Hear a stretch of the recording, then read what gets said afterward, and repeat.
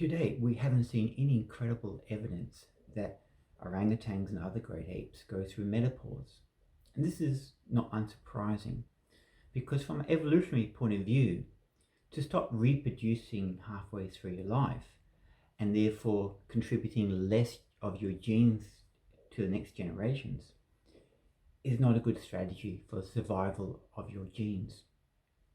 However, this is different for humans. Human females, halfway through their lives, stop reproducing. Instead of this being some sort of maladjusted anomaly, it's actually the super adaptation, or at least one of those, that has made humans so successful.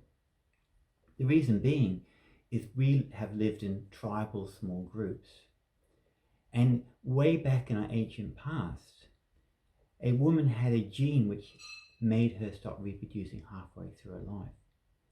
But instead of making her less successful, it actually made her far more successful because she can then, free from the burden of her own reproduction, concentrated on the survival and well-being of her grandchildren within the community.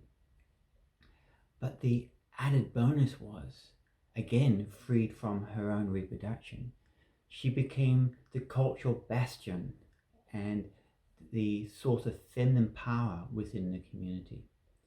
And this has made her so successful. Unfortunately, since the agricultural revolution, we have systematically destroyed feminine power within our communities, which has basically left us making decisions with half a brain, because the male thinking not balanced with female thinking has led to very biased decision making, which is partly the reason why we're destroying nature and have unsustainable forms of economies in the world today. And so the restoration of feminine power is extremely important for survival.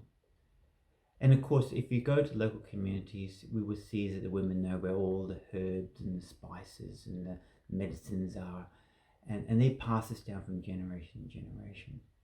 Unfortunately, our history has determined that this feminine power, this feminine connection with Mother Earth and nature was destroyed.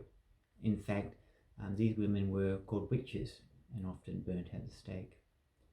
So if we are going to have a better future, we have to respect one of the greatest adaptations that we've had on this planet to date, is that we have grandmothers and the wise feminine power that needs to be reinstated within our communities for our survival.